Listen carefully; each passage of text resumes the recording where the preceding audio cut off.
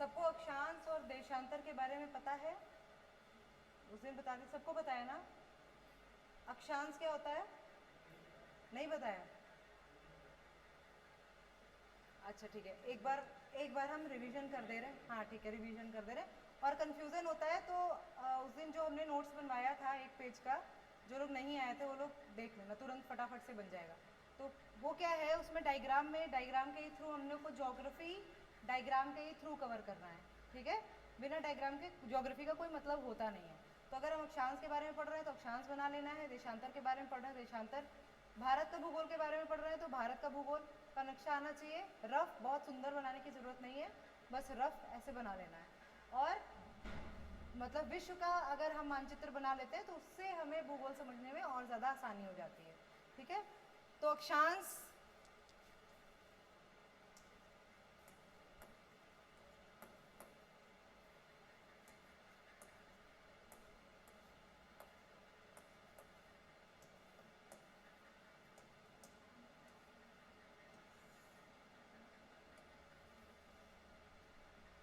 ये हमारा ग्लोब है। ठीक है, पृथ्वी है। अब वो रखा हुआ है ना, ग्लोब रखा है, ग्लोब उठा लाओ, डेस्क पे रखा है। हाँ, ये उत्तर और दक्षिण ध्रुव है, ये उत्तरी ध्रुव है और ये दक्षिणी ध्रुव है। ठीक है, मैप पे उत्तर दक्षिण पूर्व पश्चिम करना सब लोग जानते होंगे। मैप का मतलब देखो, एक होता है 2D और एक होता है 3D, ये सबको पता है। 2D क्या होता है, जिसमें सिर्फ लेंथ और ब्रेड्थ होती है। ठीक है, जैसे एक पेपर जब हम लेते हैं तो उसमें क्या होता है, लेंथ को और ब्रेड्थ को क्या बोलते हैं हिंदी में? हाँ, कोई अगर पेज नहीं या रेक्टेंगल बनाए उसमें क्या क्या होता है?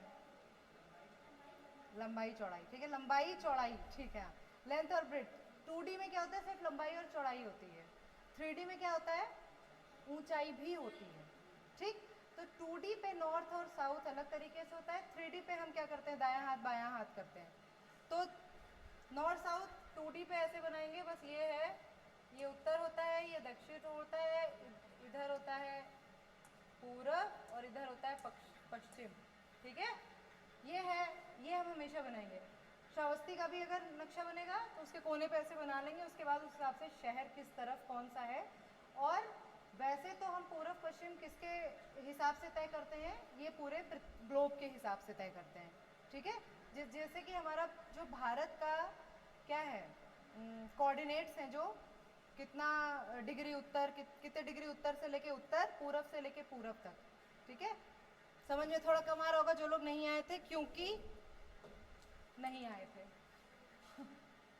जैसे ये है भारत,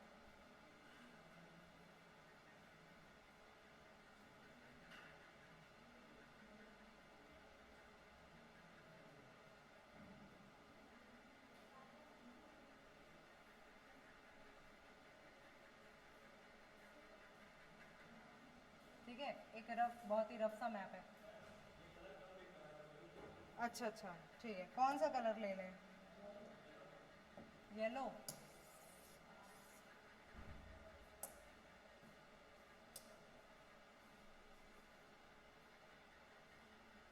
अब दिख रहा है ना?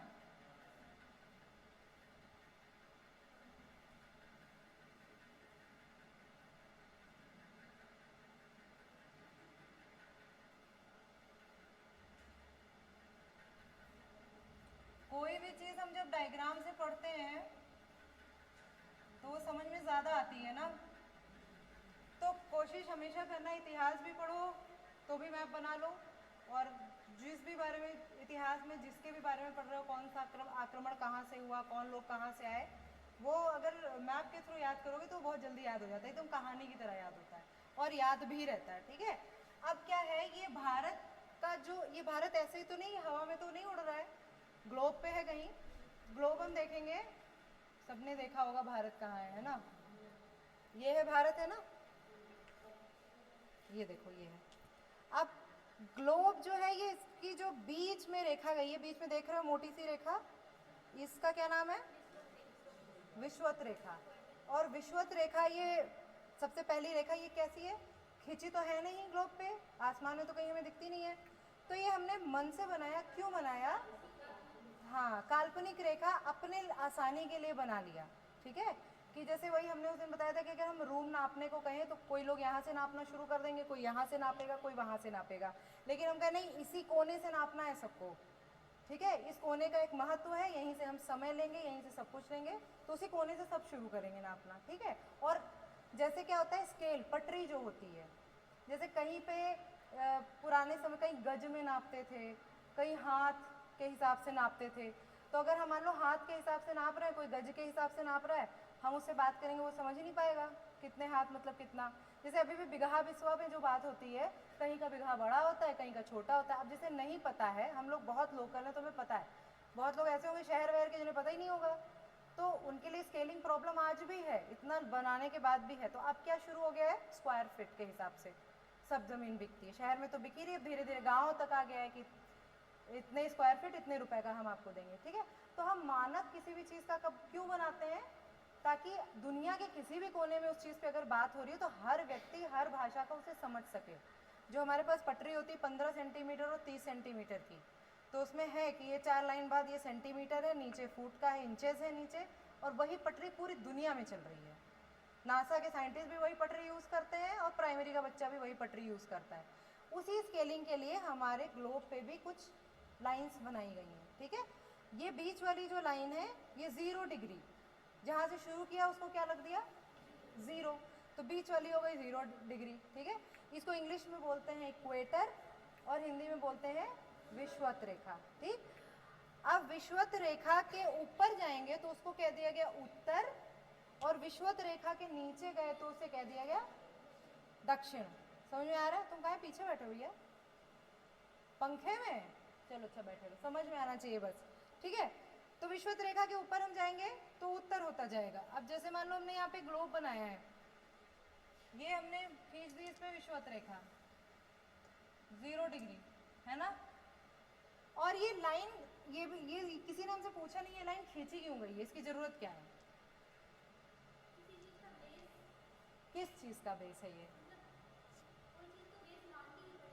किस किस चीज के लिए बेस मान रहे हैं, मतलब क्यों बेस मान रहे हैं? दिशा, ये अक्षांश रेखा दिशा निर्धारण करती है, देशांतर करती है। तो अक्षांश रेखा क्या करती है? बहुत एक शब्द का उत्तर है बिल्कुल, टाइम के लिए तो देशांतर है, दिशा टाइम। अक्षांश रेखा जलवायु निर्धारण करती है, ठीक है। जलवायु एक है समय, और एक रेखा बताती है समय को, और एक तरह की रेखा बताती है जलवायु को, ठीक है। उत्तर और दक्षिण जब हम जाएंगे तो उससे जलवायु प्रभावित होते हैं, पूर्व पश्चिम जब हम जाएंगे तो समय प्रभावित होता है। समझ में आ रही है बात?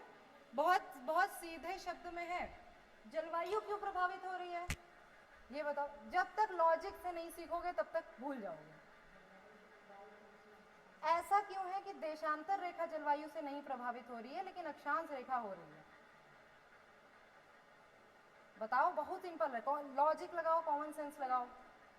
जलवायु किस चीज पे निर्धारित होती है ये बताओ। हाँ, क्या चीज?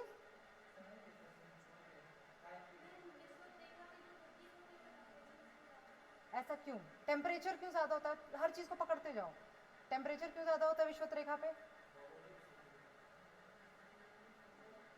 लगाओ दिमाग यहाँ। अरे वेरी गुड, सूर्य आया आंसर में। सूर्य, टेम्परेचर ही सूर्य की वजह से, यहाँ कोई आग तो जला नहीं रहा है। यहाँ पे अगर टेम्परेचर ज़्यादा है तो यानी यहाँ पे सूर्य की किरणें तेज पड़ रही हैं, लंबवत मतलब सीधी सीधी पड़ रही हैं। और जितना हम ऊपर जाते जाएंगे क्या होगी, सूर्य की किरणें तिरछी होती जाएंगी। और हम जानते हैं, जब हम लोगों ने लेंस वाला एक्सपेरिमेंट तुम सबने किया होगा कि पेपर पे लेंस रखे रहो, बिल्कुल एकदम जब सीधे पड़ता है तो जलने लगता है, अभी तिरछा विरछा कर दो तो आग नहीं लगेगी, वो ठंडा ही ठंडा। क्यों? क्योंकि हवाएं भी तो चल रही हैं, जब पृथ्वी ऐसे घूम रही है गोल गोल तो इस पर हवाएं भी चल रही हैं, तो वो हवाओं की वजह से भी, और जो सूर्य की रेखा पड़ रही है वो जो तिरछी हो जा रही है वो थोड़ी कमज़ोर हो जा रही है, और हवाएं भी चल रही हैं, इससे टेम्परेचर और गिर जा रहा है, ठीक है। तो यहाँ टेम्परेचर ही जलवायु को निर्धारित करता है, ठीक। यहाँ पे टेम्परेचर बहुत ज़्यादा है, तो यहाँ क्या होगा, ज़्यादा गर्मी ज़्यादा बारिश, क्योंकि पानी है यहाँ पे, है ना। तो टेम्परेचर, जब हम पानी को खौलाते हैं तो क्या होता है, वाष्पीकरण होता है वो इवेपोरेट हो जाता है, ठीक। फिर क्या होता है, ऊपर जाते जाते ठंडा होता है, फिर ठंडा होके बारिश हो जाती है। अच्छा, अब एक क्वेश्चन मेरा ये भी है यहाँ से कि इक्वेटर पे हम कह रहे हैं बहुत गर्म है, तो इक्वेटर पे ही तो ऊपर जा रहा होगा, तो जब ऊपर जा रहा है पानी वाष्पीकरण हो रहा है, तो ठंडा होके कैसे नीचे आ रहा है, ठंडा कैसे हो जा रहा है, हाँ। तो सूर्य की किरण तो वायुमंडल के गैस से ही होके आ रही है, पड़ तो वो पानी पे रही है, तब पानी वाष्पित हो रहा है और वाष्पीकरण हो रहा है।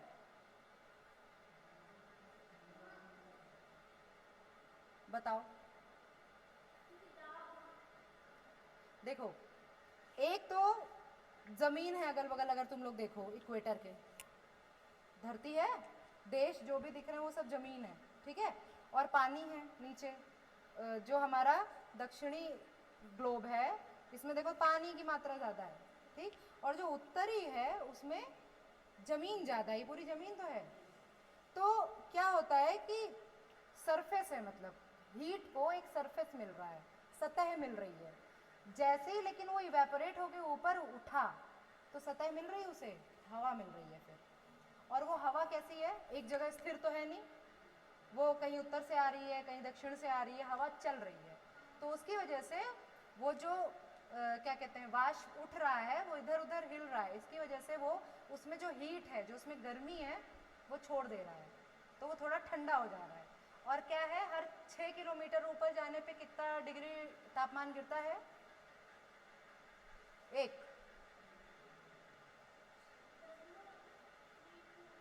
हाँ, 1.1 ही डिग्री गिरता है ना।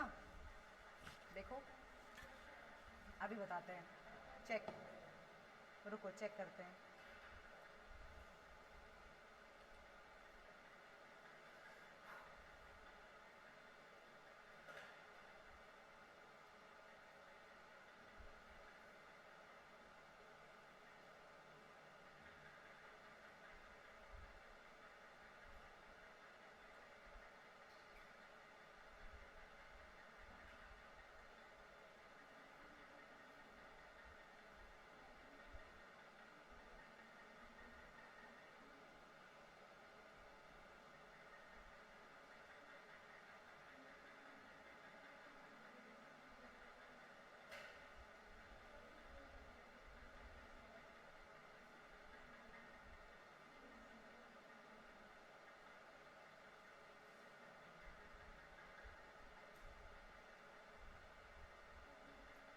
ज़ीरो 0.65, 0.65 हर 100 मीटर पे, ठीक है, हर 100 मीटर पे 0.65 डिग्री गिरता है, ठीक। तो अगर राउंड ऑफ में, लेकिन हाँ एग्जैक्ट फैक्ट पता होना चाहिए, 0.65 आता है क्वेश्चन, तो इसको एग्जैक्ट लगाना है हर 100 मीटर पे। तो हम हर उसके ऊपर 100 मीटर 200 जाएंगे तो 0.65 प्लस 0.65 उस हिसाब से गिरेगा। तो इसीलिए हम एक ही जगह पे नीचे हैं। जैसे अब यहाँ पे आते हैं, फिर से इस पे आते हैं, अक्षांश रेखाओं की बात हो रही है, ठीक है। तो हमारी पहली अक्षांश रेखा क्या है, जहाँ से हम शुरू करते हैं 0 डिग्री है, विषुवत रेखा है। विषुवत रेखा से जाते हैं तो जितनी भी अक्षांश रेखाएं जो सबसे ज़रूरी हैं वो कौन सी हैं, 23.5 डिग्री, फिर हाँ, फिर 33 डिग्री, फिर 66 डिग्री, फिर 90 डिग्री, ठीक है। ये सबसे ज़्यादा ज़रूरी रेखाएं होती हैं। उसी तरह से उतना ही डिग्री नीचे हम लेते हैं, क्यों, अब ये भी क्वेश्चन आता है कि क्यों 23.5 ही लिया गया, क्यों नहीं 20 ले लिया गया। वेरी गुड, क्योंकि पृथ्वी देखो झुकी है, हमने उत्तर और दक्षिण कैसा बनाया, झुका हुआ बनाया है। और ये हम लोग जो ग्लोब पे देख रहे हैं पृथ्वी कैसी है, झुकी हुई है ना, ये उत्तर है और ये दक्षिण है, और ये झुके झुके ऐसे घूम रही है सूरज के किनारे, ठीक है। तो ये जो एंगल है, ये एंगल जब हम निकालेंगे ये, तो वो कितना आएगा, 23.5 डिग्री, ठीक है। तो ये 23.5 डिग्री झुकी है, इसीलिए 0 के बाद जो पहला हम लेते हैं वो 23.5 डिग्री लेते हैं। और उसी हिसाब से ऊपर हम बढ़ते जाते हैं, ठीक है। अब हर जितनी भी ये रेखाएं हैं, जैसे ये हो गया,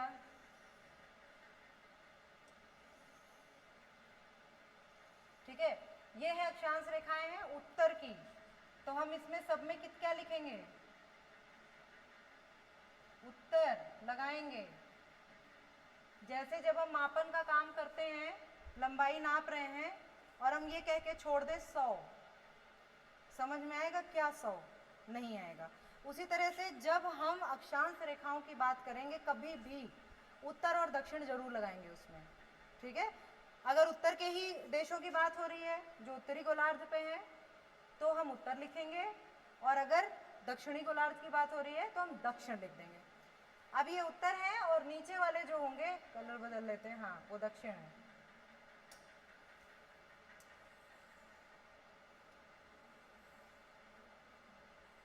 ठीक है, ये दक्षिण।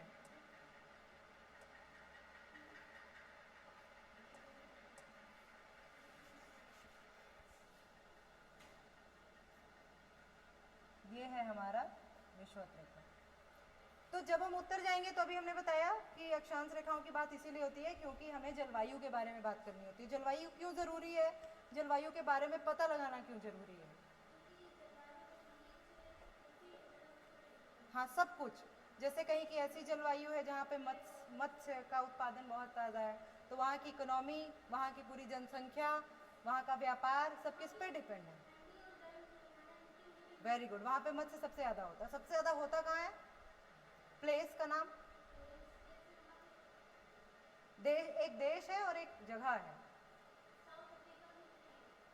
एक है न्यू फाउंडलैंड, है ना, और एक देश में जापान में सबसे ज़्यादा होता है ना।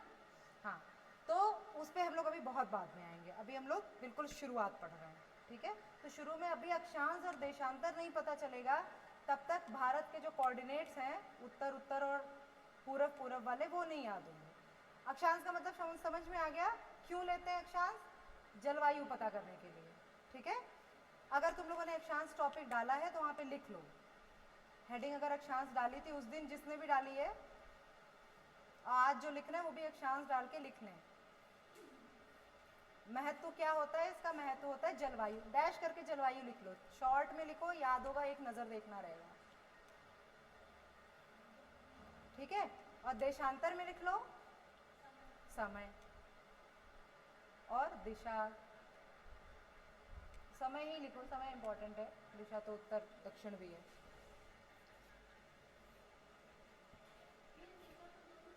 हाँ वही कह रहे हैं, दिशा मत लिखो, समय लिखो।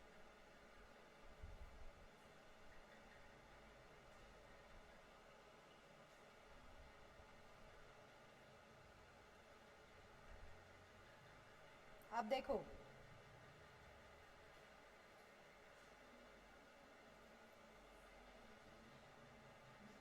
ये भारत तुम लोग देख रहे हो, है ना, ये है भारत। तो अभी हमें अक्षांश के बारे में पता चला, सब लोग देख रहे हैं ना। तो भारत का पूरा नक्शा देखने पे भारत हमें इस गोलार्ध पे उत्तर में दिख रहा है कि दक्षिण में या बीच में, कैसे दिख रहा है? उत्तर में दिख रहा है। और ये चीज तुम लोगों ने निर्धारित कैसे की कि उत्तर में है? अक्षांश, विषुवत रेखा को देख के, ठीक। विषुवत रेखा के पूरा उत्तर में, इसका जरा सा भी पार्ट विषुवत रेखा के नीचे या उस पे नहीं है, तो यानी एक बात ये भी है कि विषुवत रेखा भारत से तो नहीं ही निकलती है, ठीक। अब भारत जब उत्तरी गोलार्ध में है तो भारत का हमने नक्शा जो बनाया है, ऐसे मान लो, ऐसे लाइंस जा रही होंगी, ये मान लो 0 डिग्री है, ठीक है, ये लाइन जा रही होगी, ये लाइन जा रही होगी, बीच में बहुत सारी लाइंस जा रही होंगी। ये कौन सी रेखाएं हैं? कौन सी रेखा बना दी है हम? अक्षांश रेखा। देखो यहाँ पे भारत को देखो, भारत के बीच एक नीचे से लाइन जा रही होगी, बीच से लाइन जा रही है ना, सबको दिख रहा है, वो अक्षांश रेखा है। और जा तो ऐसे बहुत सारी अक्षांश रेखा, जितना कम, क्या हो गया तुम्हें, हंसी क्यों आ रही है? हैं? क्या हुआ बताओ? कहाँ है भैया, बहुत ज्यादा पढ़ाई कर ली है? हाँ ज्यादा पढ़ लिए हो? कैसे? और क्या, चलो ठीक, खेलकूद भी जरूरी है पर चोट नहीं लगाओ, ठीक है। तो ये अक्षांश रेखा हो गई। और अब कहने को तो ये जो तुम लोग को जितनी लाइन दिख रही है इससे भी ज़्यादा हम लाइन खींच सकते हैं। अगर 23.5 डिग्री है तो 23.7 डिग्री भी तो होगी कोई अक्षांश रेखा, 23.8 भी होगी, ऐसे करते करते 30 होगी, ऐसे करते करते नंबर एक एक लाइन खींच। अब वो लाइन कब खींची जाती है? 4 फिगर ग्रिड और 6 फिगर ग्रिड होता है। हाँ, जैसे क्या होता है, एक गांव दे दिया जाएगा, ये आईसीएससी बोर्ड में होता है, ये प्रॉपर वो मैप आता है, गांव का मैप आता है, बिल्कुल छोटे से क्षेत्र का। और उसमें क्या होता है, खूब सारी ऐसे लाइन खींची होती हैं। फिर उसमें क्या होता है, ये गांव पे ये पेड़ की लोकेशन बताओ, यही अक्षांश और देशांतर के हिसाब से। तो उसको 4 फिगर कब कहते हैं? जब सिर्फ हमें नॉर्थ साउथ ईस्ट वेस्ट लेना होता है। 6 फिगर कब कहते हैं? जब उस 4 फिगर में भी एकदम एग्जैक्ट पॉइंट लेना होता है, तब वो 6 फिगर होता है। तो मतलब हम इसको जितना चाहे उतना लाइंस खींच सकते हैं अपनी ज़रूरत के हिसाब से। जितना छोटी जगह का हमें क्या कहते हैं कोऑर्डिनेट निकालना होगा, उतना हम लाइन उसको बारीक से खींच लेंगे। अभी हम पूरे देश की बात कर रहे हैं, तो इसमें जो जरूरी रेखाएं हैं हम वही खींचेंगे। तो हमने क्या किया, उत्तर और उत्तर की रेखा खींच ली। एक वो रेखा है जो इसके पैर से होके जा रही है ना, या ये पैर है, ये पॉइंट टच कर रही है, और एक रेखा इसका सर का पॉइंट टच कर रही है, ठीक है। तो सर का जो पॉइंट टच कर रही है वो कौन सी रेखा? अच्छा, सबसे पहले तो ये गोलार्ध के उत्तर दक्षिण क्या बताया? उत्तर। सबसे पहले उत्तर लिख लो, मतलब भारत का जो दक्षिणी छोर है वो भी उत्तर ही है ना, और उत्तरी छोर तो उत्तर है ही, ठीक। अब यहाँ पे कितना है, कितना डिग्री है ये, कितना डिग्री? 8 डिग्री 4 मिनट, ये 8 डिग्री 4 मिनट ऐसे लिखते हैं, ठीक। हाँ, वो तो इंदिरा पॉइंट डूब गया है ना, तो जब बोलेंगे कि मेन लैंड एरिया तो 8 डिग्री 4 मिनट, और जब बोलेंगे वैसे तो इंदिरा पॉइंट लेंगे। 6 डिग्री कितना है? वो भी 6 डिग्री तक, मेरे को बता रहे हैं। हाँ, 6 डिग्री 4 मिनट है। हाँ, तो 6 डिग्री 4 मिनट है। फिर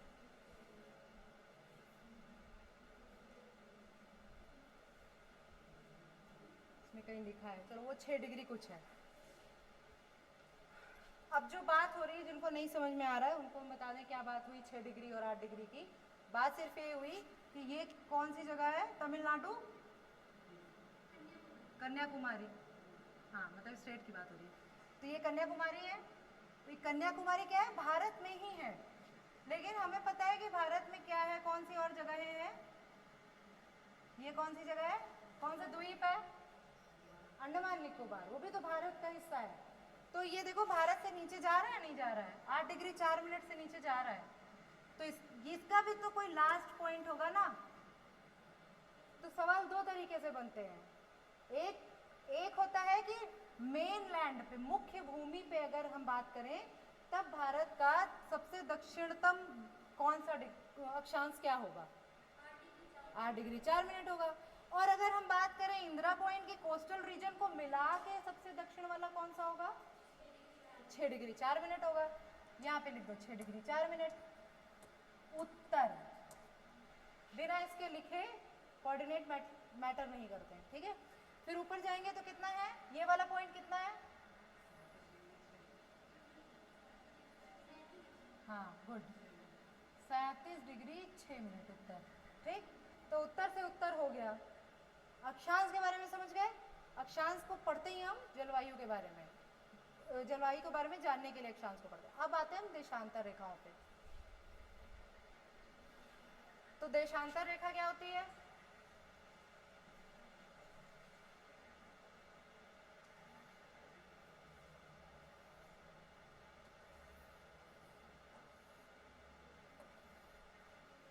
ठीक है, कितनी होती है देशांतर रेखा? कितनी होती हैं? Very good. जो एक गोले में कितने कोण होते हैं? 360। तो ये भी तो गोला है, तो इसमें भी 360, ठीक है। 360, 180, 360, हाँ ठीक है।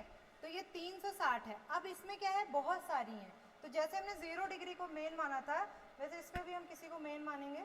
तो इसकी जो मेन रेखा है वो क्या है? स्टैंडर्ड मेरिडियन उसको बोलते हैं।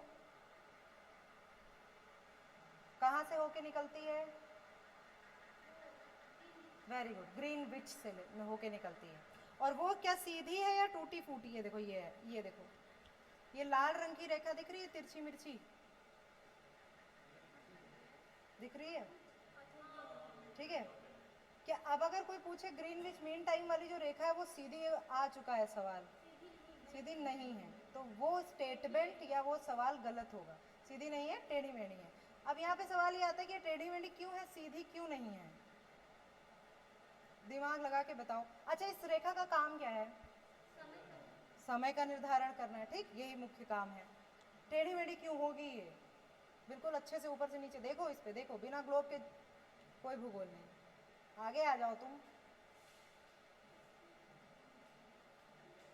सारे देशों को देखना जो उसके आसपास होंगे, अगर जो है वाटर बॉडी है उसको देखना जो उसके आसपास है। कुछ अंतर दिख रहा है?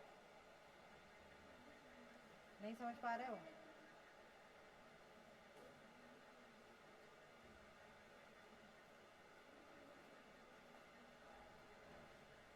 यहाँ पे जो हमें सिर्फ दिख रहा है, ये तो बड़ी लैंड तो दिख रही है क्योंकि ग्लोब छोटा है, लेकिन इस पे द्वीप भी तो होंगे, द्वीप होंगे, और हर द्वीप किसी ना किसी देश के अंदर में आता है, ठीक है। तो किसी ना किसी देश के अंडर में द्वीप आता है। तो ये तिरछी क्यों हो गई है? क्योंकि यहाँ पे जो छोटे छोटे द्वीप हैं वो इधर किसी देश के अंडर में आते हैं, और एकदम अगर बीच से होके निकाल देगी तो उस देश का समय गड़बड़ हो जाएगा कि नहीं, है ना। इस वजह से उस चीज़ से बचने के लिए तिरछी कर दी गई है। अब ध्यान से अगर तुम लोग देखोगे तो बिंदी बिंदी दिख रहा होगा, दिख रहा है ना, ये द्वीप है। और ये द्वीप अगर लाइन के इधर है तो यानी कि वो इन देशों के द्वीप होंगे, और लाइन के उधर के जो होंगे यानी कि इधर वाले देश के द्वीप हैं। अब हम यहाँ बैठे हैं, हम लोग एक समय पालन करते हैं। तुम्हारी इनकी घड़ी में बज रहा होगा अगर 4, तो सबकी घड़ी में 4 बज रहा है। अब यहीं से एक लाइन हम निकाल दें जिसको निर्धारित कर रहे हैं कि इसके इधर जैसे ही जाएंगे कितना बजेगा, 1 बजेगा, और इसके इधर जैसे ही जाएंगे 11 बज रहा होगा। तो बताओ एक ही जगह पे दिक्कत हो जाएगी कि नहीं दिक्कत हो जाएगी? तो हम क्या करेंगे, लाइन थोड़ा बगल से निकाल देंगे कि भाई एक ही समय सबका रहे, ठीक है। तो मेन रीज़न यही मानो कि ये ग्रीनविच मीन टाइम का वो है। तो इसी तरीके से ये सारे क्या है, देशांतर रेखाएं हैं, ठीक है।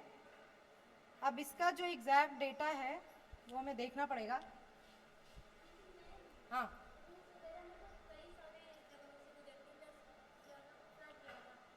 क्योंकि वो मेन लैंड ही है, वहाँ वाटर बॉडी नहीं है, समझो।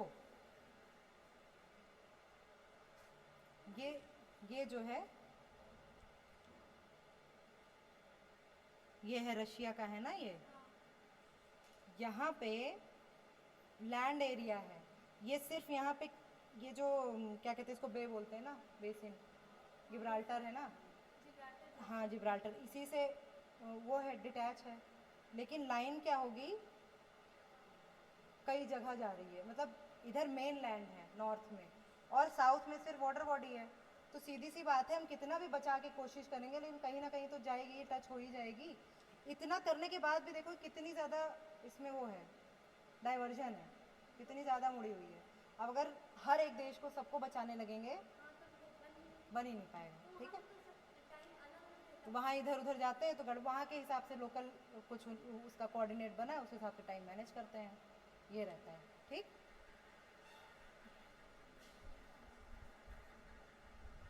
तो अक्षांश रेखा हम लोगों ने समझा, उसी तरह से अक्षांश रेखा। अच्छा हाँ, वो ये पूछना था हमें। तो भारत, हमने देखा कि भारत उत्तर में है।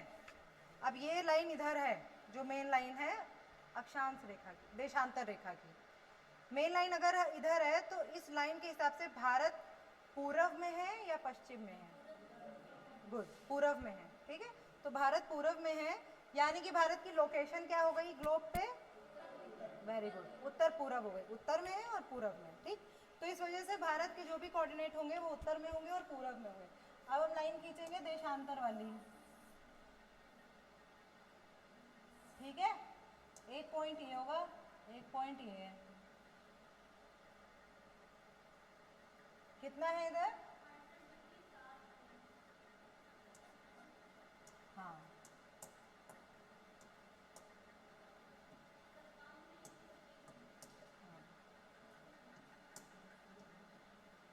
ये डिग्री तो तुम लोग समझ गए ना, डिग्री समझ गए हो? जब समझ में आ गया तो याद तो रटना तो इसको पड़ेगा, लेकिन थोड़ा समझ रहती है तो याद करने में आसानी होती है।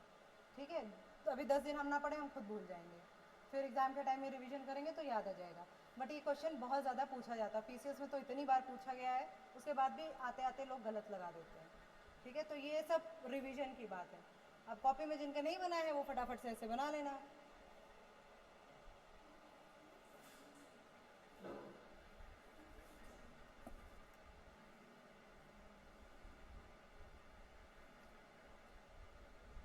बनाओ, तब तक हम एक कन्फ्यूजन क्लियर करें।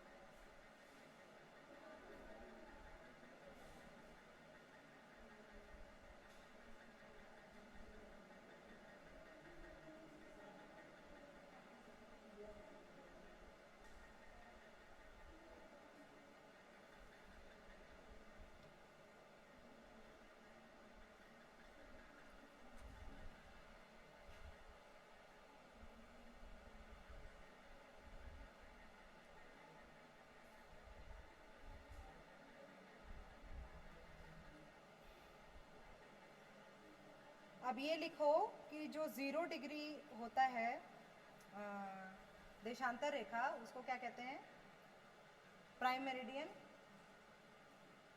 प्राइम मेरिडियन या ग्रीनविच मीन टाइम, ऐसे लिखो। अक्षांश लिख लिया ना, देशांतर हेडिंग डालना।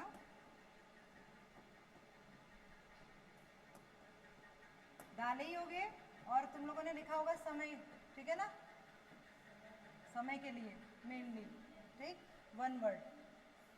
अब इसको क्या, इसका जो 0 डिग्री है, 0 डिग्री वाली रेखा है, उसको क्या बोलते हैं? प्राइम मेरिडियन भी बोलते हैं और ग्रीनविच भी बोलते हैं।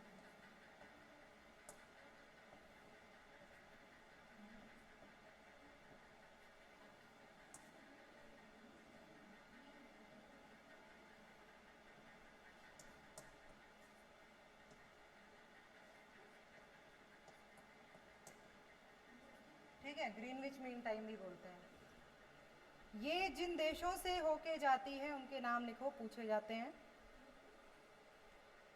यूनाइटेड किंगडम में इंग्लैंड से होके जाती है, ठीक है, UK, England.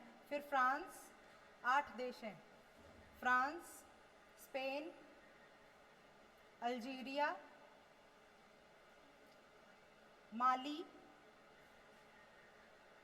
Burkina Faso, Togo, Togo और घाना। हो गया, लिख लिया सबने?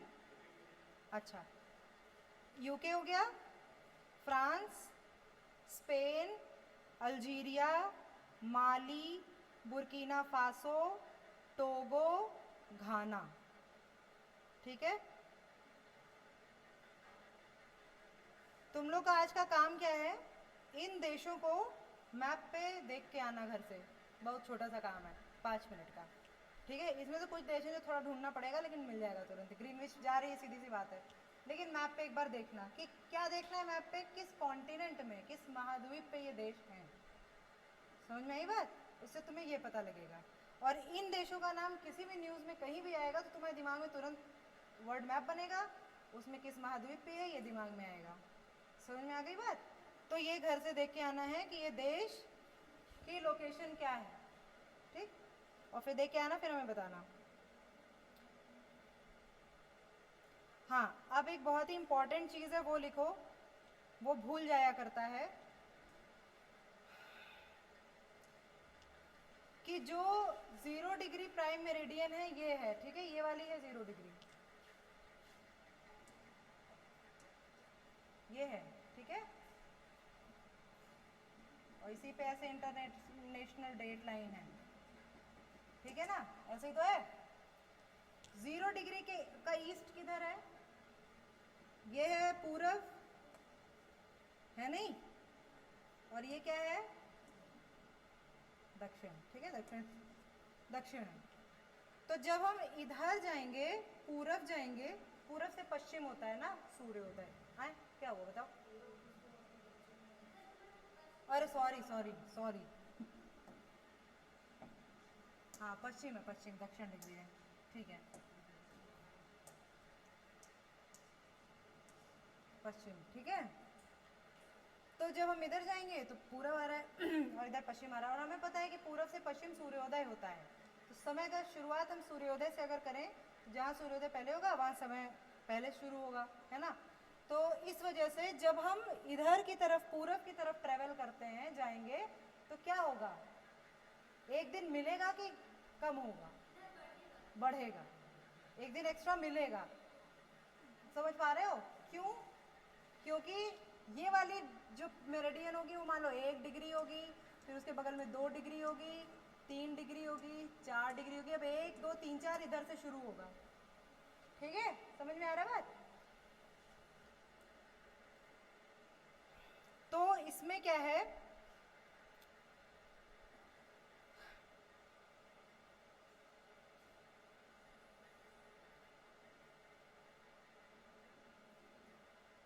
और जो, हाँ इसको लिखो, विश्व को 24 टाइम जोन में बांटा गया है।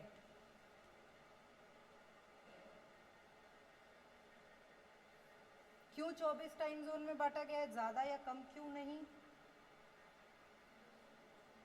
हाँ बताओ, दिमाग लगाओ। क्यों नहीं 25-26 बांटा गया? गुड, 24 घंटे का दिन होता है, ठीक है, इस वजह से 24 टाइम जोन है।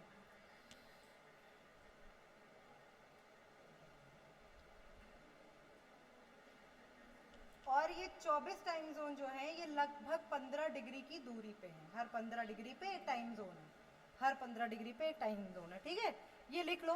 और ये 24 टाइम जोन लगभग हर 15 डिग्री की दूरी पर हैं, स्थित हैं। और 1 डिग्री, हाँ, ये टाइम जोन जो 24 टाइम जोन है, ये मतलब इनके बीच में जो डिस्टेंस है वो कितने, हम बताए ना 1 2 3 4 5 6 डिग्री, लगभग 15, एग्जैक्ट नहीं, लगभग 15 डिग्री का है। इनके बीच का अंतर लगभग 15 डिग्री का है, ठीक। हाँ, और 1 डिग्री पे जाएंगे कितना मिनट का होगा? वेरी गुड, 4 मिनट, बहुत अच्छे। 1 डिग्री पे कितना मिनट बढ़ता है, लिख लो। 1 डिग्री पे 4 मिनट बढ़ता या घटता है। अगर हम पूरब में जाएंगे तो बढ़ेगा, अगर हम पश्चिम में जाएंगे तो घटेगा, ठीक है। हाँ क्या क्या? 1 डिग्री पे 4 मिनट बढ़ता या घटता है, वो पूरब पश्चिम पे निर्भर करता है।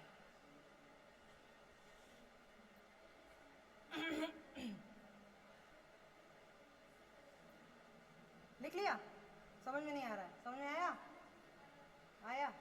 देखो, पूर्व से पश्चिम सूर्योदय होता है तो समय पूर्व से पश्चिम चलेगा, यानी कि हमें गेन मतलब प्रॉफिट कब होगा? पूर्व वालों को प्रॉफिट है, पश्चिम वालों का लॉस है, ऐसे याद करो, ठीक है। तो जब हम पूर्व में चलेंगे 1 डिग्री, ये कहीं 1 डिग्री छोटा सा बन रहा होगा ना, तो ये 1 डिग्री पे कितना मिनट हुआ? अगर यहाँ पे 12 बज रहा है 0 डिग्री पे, तो 1 डिग्री पूर्व में कितना बज रहा होगा? लिख लो, यदि 0 डिग्री देशांतर पर 12 बज रहा है, दोपहर के 12 बज रहे हैं देशांतर पर, 0 डिग्री देशांतर पर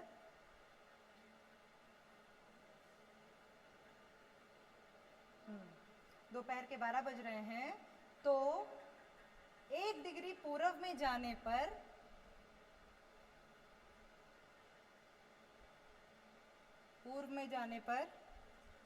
कितना हो रहा होगा? ये तो रीजनिंग का भी क्वेश्चन यहाँ से बनता है ना, मैथ्स का भी बनता है, ठीक है, बहुत आते हैं, और हम बहुत, मैम ही बहुत कंफ्यूज होती हैं। अब तुम लोग को पढ़ा रहे हैं ना तो अच्छे से समझ में आ रहा है, नहीं तो हम बहुत कंफ्यूज रहते थे, ठीक है। ये चीज़ याद रखना, पूर्व फायदा पश्चिम नुकसान, पूर्व में बढ़ेंगे तो प्लस होगा, पश्चिम में जाएंगे तो माइनस होगा। तो अगर जैसे सवाल आता है दिन पूर्व में मिलता है 1 दिन एक्स्ट्रा, क्या होगा? पूर्व में, अगर कोई पश्चिम से पूर्व, जैसे कोई यूएसए से इंडिया भारत आ रहा है तो उसको दिन का फायदा है कि नुकसान है? फायदा है, उसको 1 दिन एक्स्ट्रा मिल गया प्लस। और अगर कोई भारत से अमेरिका जा रहा है तो नुकसान, 1 दिन का नुकसान हो गया, ठीक है। बस ऐसे याद रखो, मतलब विदेश जाने में नुकसान है उधर, और इधर आने में फायदा, ठीक है, तो ऐसे याद रहेगा। और 1 डिग्री भी बस, हाँ, अब तुम देखो, तुम लोग को बता रहे हैं ना, तो मेरा बहुत ही क्लियर हो रहा है, मतलब ये अब हमें नहीं भूलने वाला है। तो 1 डिग्री जब हम चलेंगे तो 15, और ये याद रखो कि 1 डिग्री पे कितना? 4 मिनट, 1 डिग्री 4 मिनट, बस ये याद रखो, हाँ ठीक। पीछे जाएंगे 4 मिनट माइनस हो जाएगा, आगे जाएंगे 4 मिनट प्लस हो जाएगा। तो ये बहुत ही इंपॉर्टेंट था तुम्हारे देशांतर को लेके। कोई कन्फ्यूजन होगा तो पूछना, और सवाल भी इस पर देखना, तुम लोग को अगर कोई मिलेगा तो बताना, फिर हमें मिलेगा तो हम बताएंगे, ठीक है। हाँ हाँ, प्रैक्टिस करना, बिल्कुल सही बात है, प्रैक्टिस करना तुम लोग, क्योंकि सवाल लगा रहे हो ना, सॉल्व कर रहे हो, तो तुम लोग को पता है कि ज्योग्राफी में कहाँ कहाँ पे इस तरह के क्वेश्चन आ सकते हैं। हर बार पूछा जाता है, गणित में भी पूछा जाता है, रीजनिंग में भी पूछा जाता है। ये घाटा, वो वही क्वेश्चन हम छोड़ देते थे पहले। हाँ, घड़ी वाले में आता है, वही बात है, ठीक है। घर का काम क्या है तुम लोग का? क्या है घर का काम?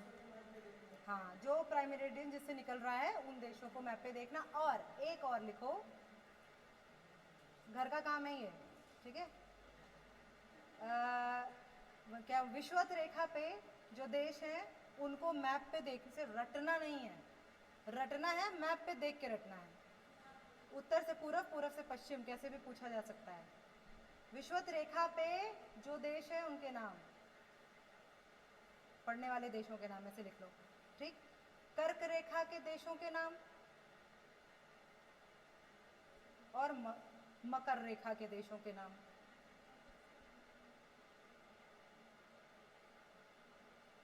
विषुवत रेखा के देशों के नाम, कर्क रेखा पे पड़ने वाले देशों के नाम और मकर रेखा पे पड़ने वाले देशों के नाम, ठीक है। ठीक, बहुत इंपॉर्टेंट है, बहुत इंपॉर्टेंट है। अब देशों के नाम तो हर आदमी रट लेता है, तो अब कैसे पूछते हैं वो भी अब बल्कि इजी हो गया है, सीक्वेंस पूछते हैं। North to south, south to अरे east to west, west to east, ऐसे पूछते हैं, ठीक है। पूरब से वो दे देंगे देशों के नाम, आप देखिए ये है। और पीसीएस में तो अब इस तरह का आता है कि जैसे मान लो स्टेटमेंट वाला पीसीएस में भी आने लगा है, तो वो देशों का नाम दे देगा, ऐसे करके एक स्टेटमेंट बनाएगा। उसके बाद जो ऑप्शन रहेगा जिसमें तुम्हें सेलेक्ट करना होगा, उस स्टेटमेंट में एक में देगा कि ये सभी विषुवत रेखा पे पड़ने वाले देश हैं। दूसरा रहेगा कि ये सभी पूर्व से पश्चिम, ये सभी देश पूर्व से पश्चिम की दिशा में विषुवत रेखा पर पड़ते हैं, ठीक। तो पहले स्टेटमेंट, अब उसमें ऑप्शन में क्या है, इनमें से केवल एक, इनमें से दोनों, दोनों सही, इनमें से केवल दो या कोई भी नहीं, ठीक, इस तरह का ऑप्शन आता है। तो क्या है, पहले तो ये पता चलना चाहिए कि हाँ, वो व्याख्या भी वाला है, व्याख्या वाला तो उसका तो हम ट्रिक बताएंगे, वो प्रैक्टिस से आता है। कॉन्सेप्ट व्याख्या वाला, मेरा व्याख्या वाला 99% कह लो सही जाता है। क्यों? कॉन्सेप्ट बेस्ड होता है वो क्वेश्चन। अगर कॉन्सेप्ट क्लियर है, व्याख्या तुरंत समझ जाओगे।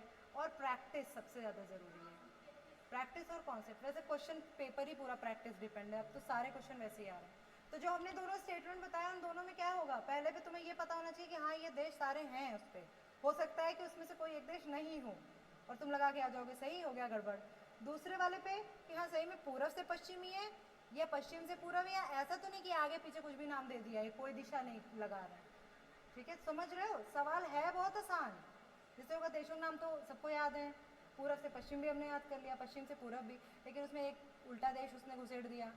अब हम उस कॉन्फिडेंस में कि हाँ ये सब है, बस गड़बड़ हो जाता है। तो ऐसे करना है, प्रैक्टिस करना है, ठीक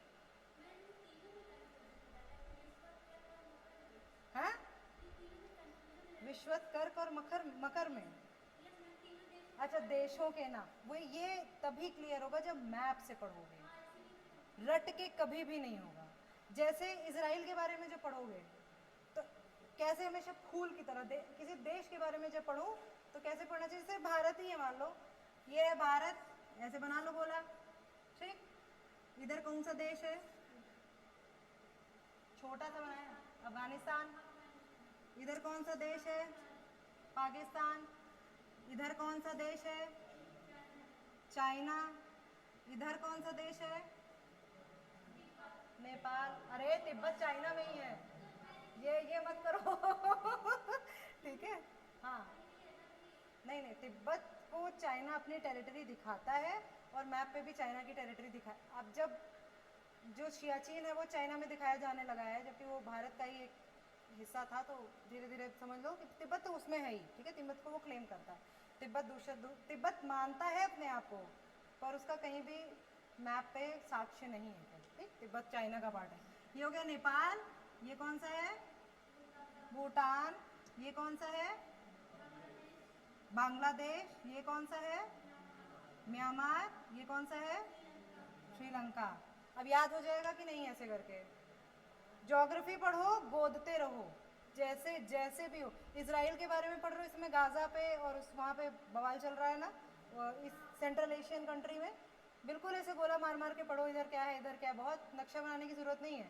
लेकिन कॉपी में जब ऐसे बना के रखोगे, जब रिवीजन का टाइम आएगा, खोलोगे तो तुम्हें शब्द अक्षर नहीं पढ़ने होंगे, तुम देखोगे तुम्हें याद आ जाएगा कि हाँ ये चीज़ रिवीजन हो जाएगा एक नज़र में।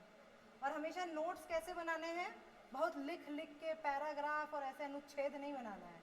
नोट्स ऐसे बनाना है कि जितना शॉर्ट बनाओगे उतना आखिरी के 15 दिन में जो रिवीजन करना होता है वो इम्पोर्टेंट होता है। तो वो जितनी जल्दी पेज पे नज़र पड़ेगी उतना अच्छा रिवीजन होगा। आई बात समझ में? तो उतना बढ़िया से बनाना है, ठीक है। इसके बारे में अक्षांश और देशांतर के बारे में हो गया, और भारत के अक्षांश और देशांतर और ये सब पता चल गया। अब 2 लाइन और इम्पोर्टेंट है भारत में अक्षांश और देशांतर की। कौन सी होगी? देशांतर की कौन सी इंपॉर्टेंट लाइन होगी जरूरी? जैसे कोना कोना तो हमने जान लिया, हाँ गुड। देखो कैसे 0 डिग्री था, 0 के ऊपर गए तो सबसे पहले 6 डिग्री पड़ा है नहीं, फिर उसके ऊपर गए तो 8 डिग्री पड़ेगा, फिर 9 डिग्री, 10 डिग्री, 12 डिग्री, 13 डिग्री, और 37 डिग्री से ही पहले कौन सा पड़ जाएगा?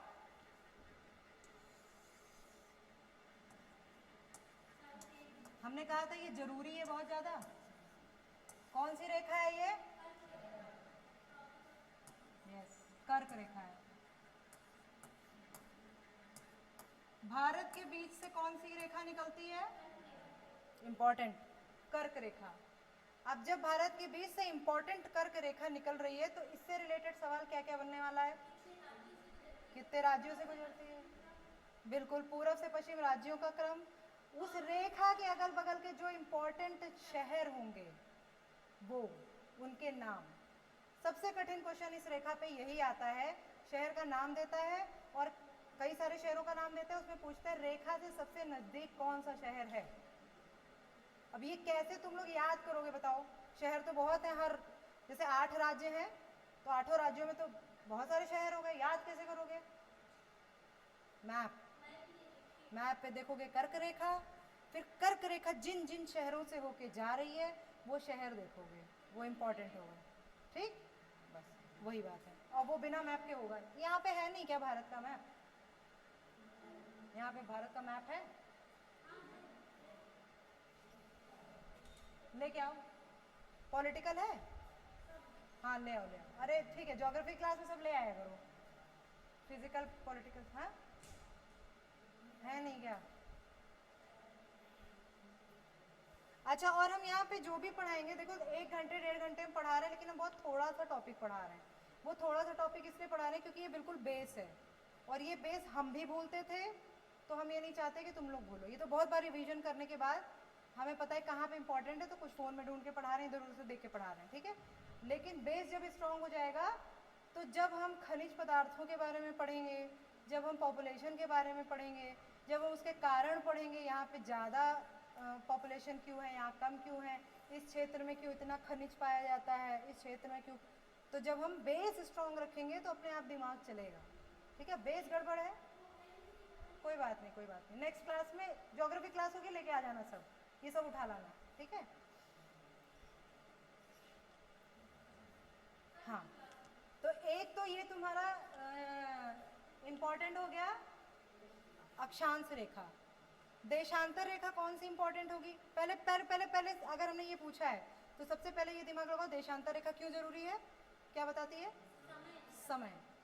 भारत में भी तो कोई एक समय लेके सब लोग चलते होंगे, तो भारत में भी कोई एक रेखा होगी, गुड, तो वो एक रेखा इंपॉर्टेंट हो गई, ठीक। और वो कहाँ से जाती है? नैनी, इलाहाबाद के नैनी से जाती है, यहाँ पे कहीं, ठीक है ना। ये हो गई 82.5 डिग्री। पूर्व पश्चिम उत्तर दक्षिण क्या लिखे हैं? गुड, ठीक है, यहाँ पे उत्तर लिखा है। तो ये कितनी रेखा हो गई हैं? कितनी रेखा इंपॉर्टेंट है? 1 2 3 4 5 6, ठीक है। अब तुम लोग को कर्क रेखा का तो समझ में आ गया, क्या देखना है मैप पे? सेम ऐसे ही किसका देखना है? 82.5 का। 82.5 कौन कौन से राज्य, बहुत कम पूछा जाने वाला क्वेश्चन है लेकिन अब बढ़ा दिया गया है, हाँ ठीक है। कौन कौन से राज्य हैं, उनके आसपास वाले शहर। मैप जब हमें नेक्स्ट मिलेगा तो हम एक बार उसमें रिवाइज करके फिर आगे बढ़ेंगे, लेकिन घर पे जरूर देख लेंगे, और यहाँ पे जो भी हम बताएंगे वो घर पे रिवाइज जरूर कर लेना, फिर उसमें से सवाल बनाना। हम ऐसा नहीं बताएंगे कि तुम लोग एक ही सब्जेक्ट लेके बैठे रहो, तुम लोग को बहुत सारा सब्जेक्ट पढ़ना है। ज्योग्राफी का बहुत हल्का सा, या हर सब्जेक्ट का बहुत हल्का सा तुम्हें काम ये करना है, जब रिवीजन करने बैठो तो जो टॉपिक पढ़ रहे हो उसमें क्वेश्चन बनाओ, क्या क्या क्वेश्चन बन सकता है। अब जैसे हम पढ़ाते जा रहे हैं, सवाल बनाते जा रहे हैं, सवाल बनता जा रहा है, जहाँ जिस तुम्हें लगे कि हाँ ये चीज़ हमें समझ में आ गई, ये सवाल हम समझ के कर लेंगे। जहाँ तुम्हें ऐसा सवाल आ जाए कि तुम समझ ही नहीं पा रहे हो क्यों, क्या, कैसे, वो तुरंत आके नोट करो और क्लास में आके पूछो कि मैम ये वाला ये कैसे होगा। ठीक है, क्योंकि कितना भी हम पढ़ाएं, हो सकता है कहीं पे कोई चीज़ बीच में जो नहीं समझ में आ रही है वो छूट जाए। और कुछ लोग ऐसे होंगे जिन्हें सब कुछ समझ में आ रहा होगा, कुछ लोग ऐसे होंगे जिनका थोड़ा थोड़ा मिस हो रहा होगा। तो हमसे पूछ लो, हम यहाँ आधे घंटे पहले आ जाते हैं, उस समय भी पूछ सकते हो, कभी भी पूछ सकते हो। ठीक है, या व्हाट्सएप नंबर है ही मेरा, व्हाट्सएप पे क्वेश्चन डाल दो। समझ में आई बात?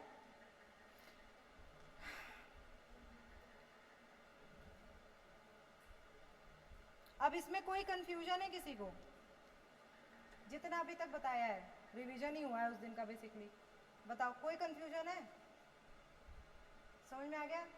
अक्षांत देशांतर नहीं बोलोगे, बिल्कुल एकदम बेसिक टर्मिनोलॉजी में समझा दिया, एक समय है एक जलवायु है, बात खत्म। ठीक ना? भारत के कितने पड़ोसी देश हैं? पड़ोसियों के बारे में जानते हैं? 7 हैं कि 8 हैं? चलो गिने। हाँ गुड, 7 स्थलीय, हमने कहा कुल। सवाल पे ध्यान दीजिए, जब हम कहेंगे स्थलीय तो स्थलीय जलीय बताइए, जब हम कहेंगे कुल कितने हैं पड़ोसी? 8 हैं। ठीक, और 8 कौन कौन से हैं? ये मेरे विद्यालय के बच्चों को पता है। कौन कौन से, कौन बताएगा? सारे बताओ। चलो तुम बताओ, जो भूलोगे कंप्लीट होगा। पड़ोसी देशों के नाम बताओ। हाँ हाँ सारे बताओ। पाकिस्तान, अफगानिस्तान, चीन, नेपाल, भूटान, बांग्लादेश, म्यांमार, श्रीलंका। अरे भैया श्रीलंका हो गया, श्रीलंका, लेकिन 8 ही गिने जाते हैं। ठीक, मालदीव दूर में आ जाएगा, ऐसे तो फिर फिलीपीन विलीपीन सब है ना, मालदीव दूर है।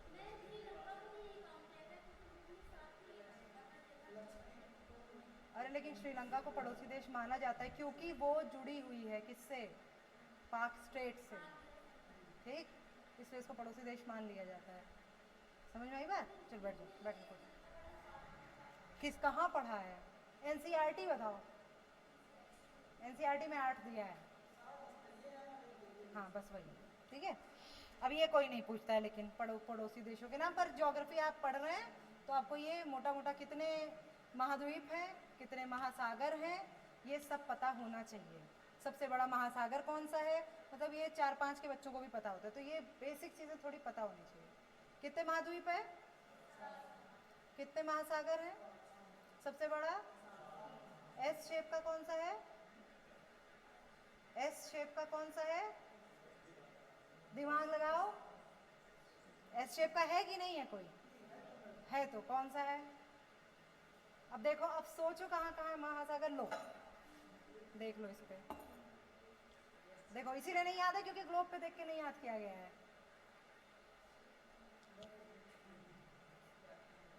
बताओ,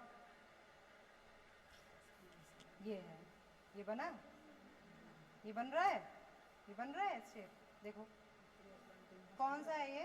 उत्तरी अटलांटिक। अरे उत्तरी अटलांटिक तो उत्तरी गोलार्ध की वजह से लिखा है, ये पूरा अटलांटिक है ऊपर से नीचे तक। उत्तरी का मतलब उत्तरी गोलार्ध, दक्षिणी मतलब दक्षिणी गोलार्ध। ये है एस शेप का, तो एस शेप का कौन सा है? अटलांटिक, ये सवाल आया है। ठीक है, तो अटलांटिक है। और सबसे बड़ा कौन सा है? प्रशांत है। ठीक है, कहीं कहीं पे आर्कटिक एंटार्कटिक को नहीं माना जाता है, कहीं कहीं माना, कहीं कहीं 3 ही बताए जाते हैं, कहीं कहीं 5। देखो इसमें भी कंफ्यूजन है, कहते हैं कि एंटार्कटिक और आर्कटिक ये पैसिफिक का ही भाग बता दिया जाता है ना, लेकिन ऐसा है नहीं, वो अलग अलग है सब अपना अपना। ठीक, और कौन सा महाद्वीप है जिसपे बर्फ जमी हुई है? बर्फ है सिर्फ? हाँ, अरे हम, अच्छा चलो पहले सारे महाद्वीपों के नाम बताओ, तो अपने आप समझ में आ जाएगा। महाद्वीपों के नाम बताओ चलो, अरे चाहे जैसे बताओ, कौन सा सीक्वेंस बताओ। एशिया, उत्तरी अमेरिका, दक्षिणी अमेरिका, अफ्रीका, हाँ ठीक, यूरोप, अंटार्कटिका, ऑस्ट्रेलिया, हो गया। अब बताओ किस पे, इसमें से किस पे बर्फ जमी होती है? गुड। देखिए आया ना ऐसे। जब सवाल नहीं समझ में आ रहा है तो थोड़ा पीछे जाओ, बैक जाओ, सवाल का ओरिजिन कहाँ से आ जाएगा आंसर अपने आप। ठीक है, अंटार्कटिक पर। अब अंटार्कटिक पे क्यों हर समय बर्फ जमी रहती है? क्यों? हाँ, क्योंकि वो ज़्यादातर क्या होता है, पृथ्वी जब सूर्य की चक्कर लगा रही है तो वो जो ध्रुव है वो दूर रह रहा है सूर्य से, और दूसरी चीज़ सूर्य पे उसकी किरणें, ऐसे तो पृथ्वी चक्कर लगा रही है, ऐसे ऐसे तो लगा रही है, ठीक है ना?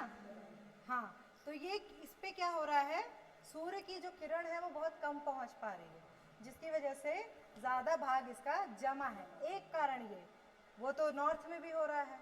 इस पूछना चाहिए कि मैम ये तो उत्तर में भी यही हो रहा है, सूर्य की किरण कम पहुंच रही है ना। उत्तर में क्या है, ज़्यादा भाग कौन सा है?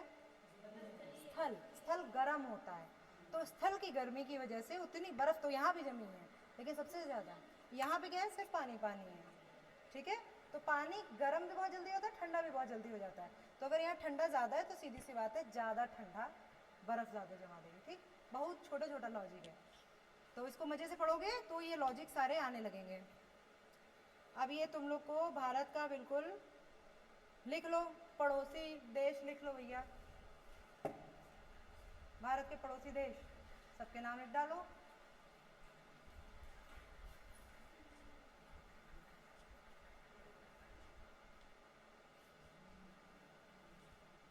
अब जब पड़ोसी देश की बात हो रही है तो सीधी सी बात है, बॉर्डर की बात होगी। ठीक, पड़ोसी देश के पहले नाम लिख लो, लाइन से लिखना, ऐसे ऊपर, मतलब एक लाइन में मत लिखना, ऊपर से नीचे लिखना, जैसे पाकिस्तान, फिर अफगानिस्तान, फिर चीन, ऐसे, क्योंकि उसके सामने कुछ लिखवाएंगे ना। हाँ, सबसे ज़्यादा जुड़ा है। गुड, लिख लो।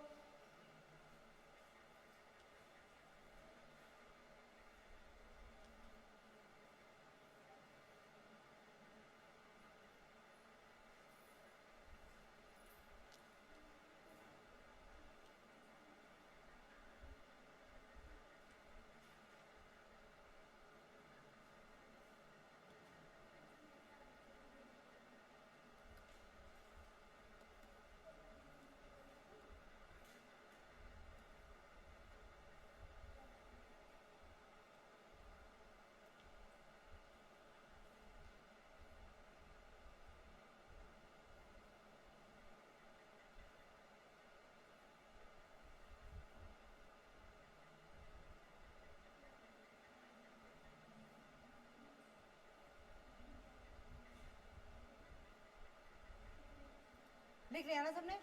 अब जो किनारे के हमारे देश हैं उसमें सबसे ज़्यादा लड़ाई किन भारत के किस, मतलब कौन सा देश भारत से लड़ाई करेगा, हम ये कहेंगे कौन सा देश भारत से लड़ाई करता है? हाँ हाँ, ठीक है, पाकिस्तान करता है। ठीक है, यहाँ छोटा सा अफगानिस्तान बना दे रहे हैं, इनको नहीं ज़्यादा मतलब है। चीन करता है ना? और कहीं ना कहीं पाकिस्तान की वजह से थोड़ा सा बांग्लादेश से भी, एक समय में जब पार्टीशन हो रहा था तब क्या हुआ था, उत्तरी पाकिस्तान, पूर्वी पाकिस्तान और पश्चिमी पाकिस्तान था। इस वजह से क्या करने के लिए, संधि कराने के लिए कुछ लोगों ने रूल बनाए, और उस समय क्योंकि ब्रिटिश बस छोड़ के नए नए जा रहे थे तो उस समय तक ब्रिटिश रूल चल रहा था, मतलब उनका सुझाव माना जाता था। तो वैसे ही आपके डूरन थे, मैकमोहन थे, रेडक्लिफ थे, ये सब लोग थे। तो इन लोगों ने निस्तारण करवाया था कि इसके इधर उत्तर में तुम्हारा है, दक्षिण में तुम्हारा है, पूर्व में तुम रहोगे। लेकिन इसके बावजूद इन देशों ने अवहेलना की, ठीक है, और हम लोगों ने तो मान लिया, वो इन लोगों ने नहीं माना। अभी हम गए थे लद्दाख, अभी इसी गर्मी की छुट्टी में, वहाँ पे जो मेन NH1 है, जान रहे हो ना? तो घूमने का जब तुम लोग को मौका मिले कभी तो घूमा ज़रूर, घूमने जाना। और जब भी कभी घूमने जाओ कहीं दूसरी जगह तो वहाँ पे सब सारे सब्जेक्ट घुसेड़ देना कि क्या है, कैसे उच्चावच, जैसे भूगोल है, उच्चावच कैसा है, लोग कैसे हैं, क्या है, ठीक है। और उसको देखोगे प्रकृति कैसी है, ठीक है, ये सारी चीज़ें वहाँ के लोग शांत हैं या उग्र स्वभाव के हैं, पॉलिटिकल वो भी देख लोगे, ठीक है, सीट्स कितनी हैं, जैसे मान लो किसी दूसरे राज्य चले गए तो वहाँ पे सोचो कितने डिस्ट्रिक्ट्स हैं, ठीक है, मतलब सिर्फ घूमने के पर्पज़ से मत जाओ, सिर्फ ऐसे ही नहीं कि बस चले गए, जब दिमाग की हाँ ये तो पढ़ा था हमने और आज हम यहाँ पे हैं, किसी बहुत पुराने मंदिर जा रहे हो, मस्जिद जा रहे हो, कहीं जा रहे हो, उसकी हिस्ट्री से तुम रिलेट करो कि क्या इसकी हिस्ट्री थी, ठीक है, कई बार होता है बहुत पुरानी जगह जाते हैं लेकिन हमें पता ही नहीं होता ये जगह कौन सी है, तो उसको गूगल करो, मतलब हम ये करते हैं तो ये हम तुम लोग को बता रहे हैं, तो हम लोग अभी लद्दाख गए थे, तो लद्दाख को भारत से जोड़ने वाली सड़कों का नाम बताओ कितनी है ये बताओ पहले। भारत जैसे हर राज्य को कोई सड़कें जोड़ती है ना, हम सड़क से ही तो होके जाते हैं या रेलवे लाइन जोड़ती है, ठीक, तो लद्दाख का जो ऊपर वाला पोर्शन है, मतलब भारत का सर, भारत से कौन सी रोड से, कितनी रोडों से जुड़ा हुआ, पहले ये बताओ कितनी रोड हैं, कितने मार्ग हैं, हैं कैसे, सिर्फ एक, और वो है NH1, ठीक, NH1, नहीं भैया पूरे इंडिया में नहीं पूछ रहे हैं, हम कह रहे हैं कि ये लद्दाख है ना, ये रीजन है ना, ये कश्मीर है, जम्मू कश्मीर, ठीक है, अब ये मेन, मतलब मेन वो भी है, ये कि एक ही रोड जोड़ती है, एक ही रोड जोड़ती है, मनाली से ले और श्रीनगर से ले, ठीक है, तो हिमांग एक प्रोजेक्ट चल रहा है, हिमांग BRO का चल रहा है, ये क्वेश्चन में आ सकता है, UPSC में शायद पूछा भी जा चुका है, प्रोजेक्ट देखो, एक होता है बॉर्डर रोड ऑर्गेनाइजेशन बोलते हैं उसको, border BRO border road organisation, Hindi में हम भूल रहे हैं सीमा सड़क, ठीक है, तो ये कहाँ काम करेगी, बहुत सीधी सी बात है, बॉर्डर की जो भी रोड होंगी, इतनी बढ़िया बनाती है ना, अभी टूटी है 10 दिन में बना देती है, और इतनी कठिन होती है वहाँ की रोड बनाना कि सीधी खाई है, मतलब जान भी जाती है उस रोड को बनाने में, लेकिन फिर भी 15 से 20 दिन में उसको मेंटेन करते हैं, क्योंकि एक रोड है, अब आप सोचिए इसको पॉलिटिकल टर्म में देखना कि नॉर्थ में चाइना, इधर है पाकिस्तान है, वो एक रोड है, तो अगर तुम चाइना पाकिस्तान में होगे और भारत का सर काटना होगा तो तुम क्या करोगे, क्या कब्जा किस चीज़ को काटना चाहोगे भारत से, सड़क काट दोगे ना, अगर सड़क पे तुम्हारा कब्जा हो गया तो जा ही नहीं पाएगा कोई, ना टैंकर जा पाएगा ना कुछ नहीं जा पाएगा, तो जो अतिक्रमण किया है चाइना और पाकिस्तान ने, वो इसी चक्कर में किया है कि NH1 उनके हाथ में आ जाए, और हम लोग रोड पे ऐसे जा रहे थे, उस सामने चाइना का बना हुआ था स्टेशन, चाइना बना है, भारत बना हुआ है, अगल बगल ही उन लोग के स्टेशन बिल्कुल आँख से दिखता है, और चाइना वाले पूरे टाइम उस रोड पे चलने वालों को देखते रहते हैं कि कौन जा रहा है कौन नहीं जा रहा है, और हमारी तरफ से उन लोग को देखा जाता है, लेकिन चाइना को फ़ायदा क्या है, चाइना और पाकिस्तान को, टेक्टोनिक बताया था हमने, कुछ ऐसा है कि भारत की जो भारी ज़मीन है वो अंदर जा रही है और यूरेशियन प्लेट ऊपर आ रही है, तो कुछ ऐसा बन रहा है, ये पहाड़ है, ये हिमालय, तो ये बताओ यहाँ से चलने में टॉप पे पहुँचने में आसानी होगी कि यहाँ से, इधर से बहुत सीधा दिख रहा है। अब तुम लोग कारगिल वॉर देखना, 21 तारीख को कारगिल वॉर मेमोरियल, 25 साल पूरे हुए थे कारगिल के युद्ध को, तो हम लोग कारगिल भी गए थे, तो कारगिल के युद्ध में टाइगर हिल और 3 हिल हैं, जिनको एक टाइगर हिल था, और एक कौन थे वो जिनके ऊपर मूवी बनी है शेरशाह, क्या नाम है उनका,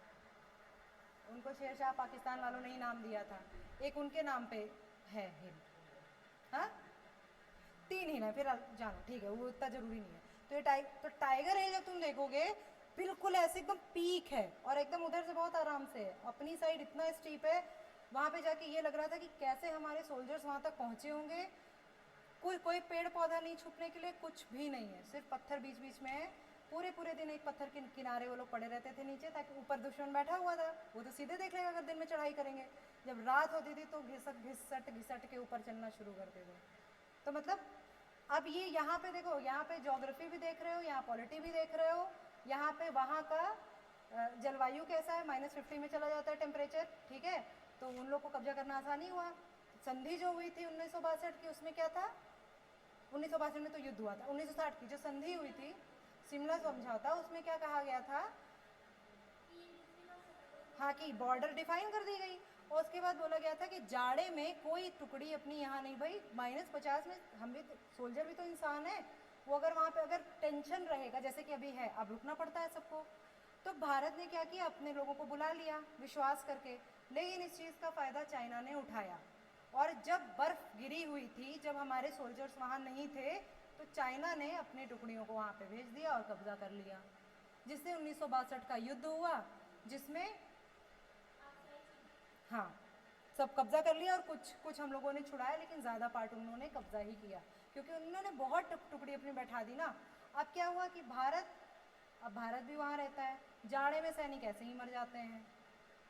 वहाँ पे बता रहे थे सोल्जर्स ही मिलेंगे ही वहाँ पे, तो बात करो सब कुछ बताते हैं, ऐसा नहीं कुछ छुपाते हैं, जैसे हम लोग लोकल्स सारी बातें नहीं बताते, लोग सारी बातें बताते हैं। उन्होंने बोला कि जाड़े में जब हम सोते हैं तो ठंड रहती है, तो सीधी बात है मुंह ढकने का मन करेगा, लेकिन अगर मुंह ढके तो जान चली जाती है, ऑक्सीजन नहीं रहती है। क्योंकि हम लोग गए थे जून के समय में, और उस समय हम लोग का हार्ट रेट बहुत तेज़ था, हमें सांस लेने में दिक्कत हो रही थी, हर तरीके की समस्या थी। लेकिन वही है कि भगवान की दया से कुछ हुआ नहीं, लोग टांग के हॉस्पिटल पहुँचे, जो घूमने गए थे वहाँ पे वो लोग भी टांग के हॉस्पिटल पहुँचाए जा रहे थे, इतनी समस्या है। और वो एक रोड है, सिर्फ रोड के सामने ही दुश्मन बैठा हुआ है।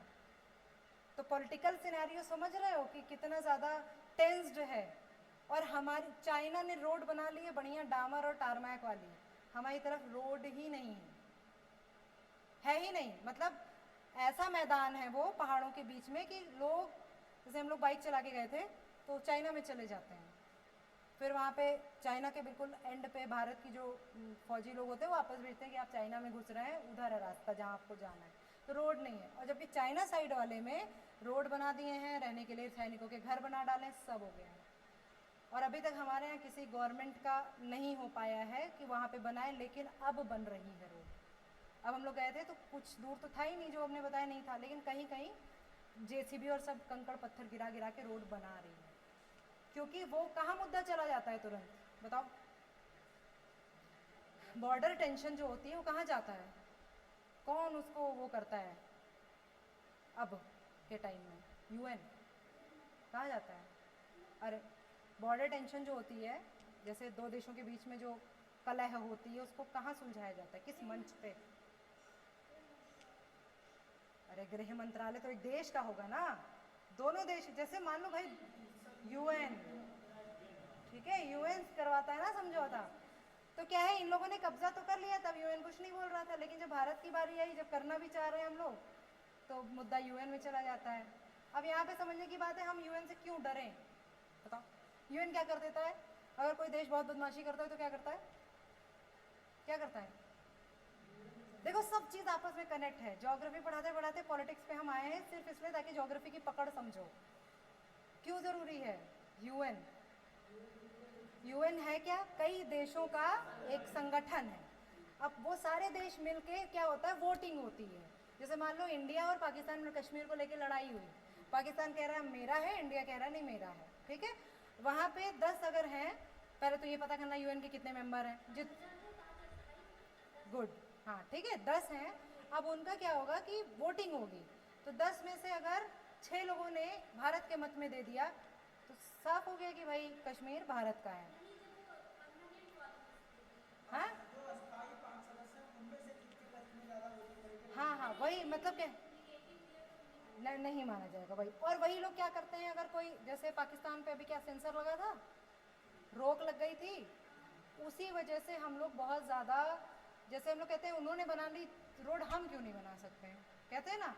तो अगर हम भी बनाने लगेंगे, और भारत को बहुत सारे देश हैं नहीं पसंद करते हैं, क्योंकि हमारे पास वर्कफोर्स बहुत अच्छी है, हमारे पास इंटेलिजेंस की कमी नहीं है। वो बात अलग है कि हम लोग आलस में आके बहुत ज़्यादा पढ़ाई वढ़ाई नहीं करते, लेकिन सबसे अच्छे आईटी सेक्टर के लोग भारत से ही हैं, ठीक है, ये तो सब लोग जान रहे हो ना। कई सारे सीईओ बड़ी बड़ी कंपनी के भारतीय हैं। इस वजह से वहाँ के देश के लोग उन्हें पसंद करेंगे नहीं करेंगे, क्योंकि वो सोचते हैं कि हमारा आदमी यहाँ हो सकता था, किसी और देश का है। तो बहुत छोटी सी चीज़ से बहुत बड़ी चीज़ बनती है, ठीक है। तो भारत के फेवर में बहुत ज़्यादा देश है नहीं, चाहे भारत कितना भी सबकी मदद करता है, कुछ भी करता है। तो उसकी वजह से क्या होगा कि इकोनॉमी हमारी बूस्ट हो रही है, हमारा व्यापार सभी देशों से चल रहा है। अब अगर हमने कुछ ऐसा कर दिया, हमने युद्ध छेड़ दिया हमने अपनी तरफ से, और हमें सेंसर कर दिया गया, तो नुकसान क्या होगा? व्यापार ठप्प हो जाएगा। ठीक है, हम हाँ, हमारा सामान जो दूसरे देश में बहुत अच्छा बिक रहा था, वो उसने सेंसर कर दिया कि हमारे देश में आपका सामान आएगा ही नहीं, इंपोर्ट ही नहीं होगा। तो क्या होगा? यहाँ पे गड़बड़ हो जाएगा सब। और कई सारा सामान हर देश में ऐसा बनता है जो देशवासियों के लिए यूज़फुल नहीं है, लेकिन वो एक्सपोर्ट होता है, वहाँ के लिए बहुत ज़्यादा यूज़फुल है, वहाँ से बहुत पैसा मिलता है। ठीक है, जैसे एक एग्जांपल है पश्मीना, सबने सुना होगा, पश्मीना नाम सुना है? ठीक है, पश्मीना एक तरह की बकरी होती है, उसको पाश्तून बोलते हैं। हाँ हाँ सर, ठीक।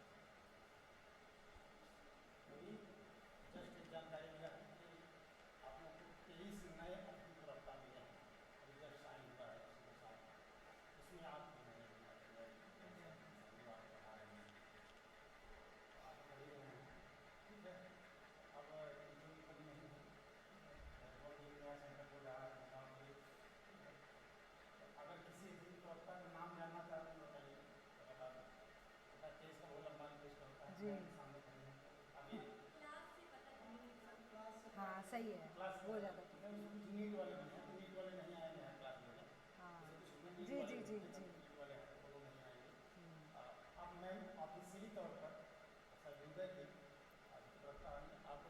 Thank you sir. Thank you thank you.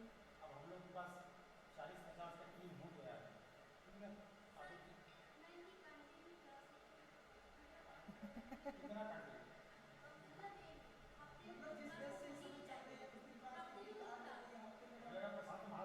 ठीक।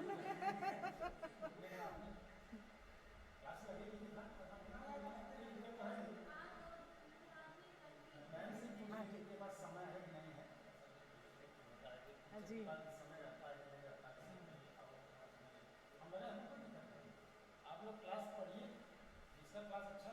हफ्ते में दो सही है ना? हफ्ते में दो के लिए सर ने भी बात की है। थैंक यू भाई। नहीं ये लोग थे सर, ये लोग, हाँ ये दो लोग तो सर पिछली साल भी एक क्लास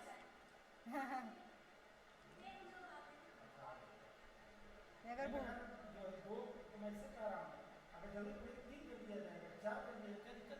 ठीक है सर, कोई दिक्कत नहीं। ठीक। हाँ सर, वही हमने मंगाए। हाँ सर, वो पूरा वही मानचित्र पे ही हम पढ़ाते ही हैं। अभी हमने बोला इन लोगों से लेके आओ, तो शायद बंद है, लेकिन वो चार्ट वगैरह जो है। जी हाँ हाँ ठीक है सर, हम जो भी टॉपिक पढ़ाते हैं वो क्वेश्चन कराते ही चलते हैं। जी जी हाँ हाँ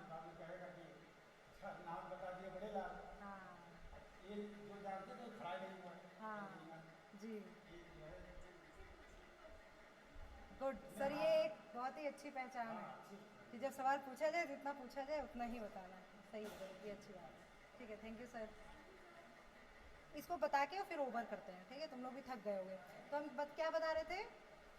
हाँ, पश्मीना के बारे में सवाल भी आया है, पीसीएस में आया है हालांकि। पश्मीना एक तरह की बकरी होती है, हम लोग बकरी नहीं, ऊन देती है।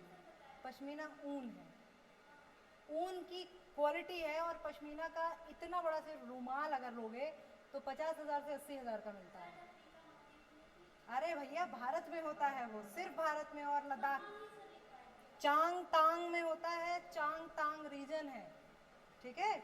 लिख लो कहीं कोने अतरे, लिख लो, ये इंपॉर्टेंट फैक्ट है। किताबी में गोद लो, कहीं लिख लो। मतलब चांग तांग अरुणाचल प्रदेश में नहीं है, लद्दाख में हम होके आए हैं। लद्दाख में भी ऐसे ही, हाँ लद्दाख में भी ऐसे ही है। तो चांग तांग रीजन है, ठीक है? उस रीजन में पाश्तून बकरियां पाई जाती हैं, जिनसे पश्मीना ऊन मिलता है। हाँ, जिससे पश्मीना ऊन मिलता है। और उन बकरियों के याक देखे हो ना, याक खूब बड़े बड़े, ठीक है? तो ये जान लो कि जब भी हम लद्दाख की बात करेंगे तो जो भी जानवर होगा उसके बहुत बड़े बाल होंगे, चाहे वो बकरी हो, चाहे वो भैंसा हो।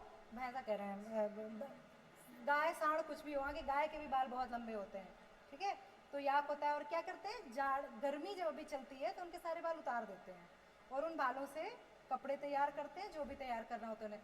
तो ये पश्मीना क्या है, जैसे अपने यहाँ किसान का बुरा हाल है, कि क्या करता है, मंडी में ले जाके औने पौने दाम में बेचता है, मंडी वाले इसको खूब महंगे महंगे में बेचते हैं। सेम वैसा ही उनकी मंडी इसकी है, पश्मीना की है।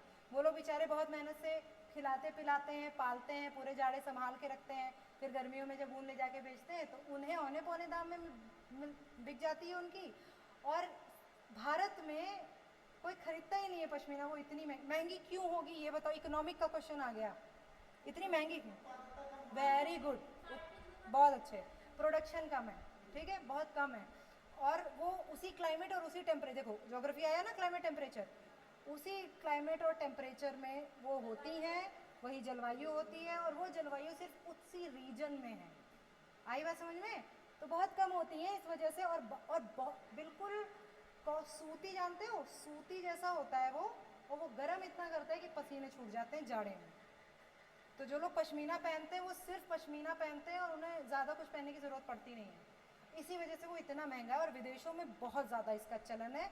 तो विदेशों में जो शॉल और कुर्ते होते हैं वो लाखों में होते हैं, एक कुर्ता लाखों का होता है, शर्ट लाखों का होता है, ठीक है। तो पश्मीना व्यापार तो अच्छा है, लेकिन वहाँ के लोकल लोगों के लिए बहुत प्रॉफिटेबल नहीं है। इस वजह से धीरे धीरे लोग उस व्यापार को छोड़ रहे हैं, अपने बच्चों को दिल्ली भेज रहे हैं, नीचे भेज रहे हैं पढ़ने के लिए, ठीक है। यहाँ पे देखो कितने सारे सब्जेक्ट इन्वॉल्व हुए। तो बस एक चीज़ हमेशा दिमाग में रखो, कोई भी सब्जेक्ट पढ़ो उसमें सारे सब्जेक्ट को निहित करने की कोशिश करो, है ना, कि इसमें कहाँ पे हमें पॉलिटिक्स मिल रहा है, कहाँ ज्योग्राफी मिल रहा है, कहाँ क्या मिल रहा है। मज़ा आएगा तब, पढ़ने मज़ा आएगा तब, रटना नहीं रहेगा। देखो तुम्हें अधिकारी अगर बनना है तो फिर वही बात है ना, फैक्ट थोड़ी तुमसे कोई पूछेगा अक्षांश देशांश कुछ बताओ। बिल्कुल, कॉन्सेप्ट क्लियर है तभी तुम डिसीजन ले पाओगे। अगर कॉन्सेप्ट ही नहीं क्लियर है, रट के बैठ के पेपर दे के आ गए हैं पास करके, और समस्या सामने कोई है तो समस्या का निवारण हो ही नहीं पाएगा। बस बस वही बात है ना। तो ऐसे पढ़ना शुरू करो, पढ़ने में तब मज़ा भी आने लगेगा। चलो ठीक है, हाँ थैंक यू। देखो जब सामने मज़ा आता है सबको ना, तो फिर पढ़ाने में भी अच्छा लगता है। हाँ, और ये बहुत अच्छी बात है कि ज्योग्राफी बोरिंग नहीं लग रही है। हम देखो यहाँ पे केटीसी से हमने क्लास की है।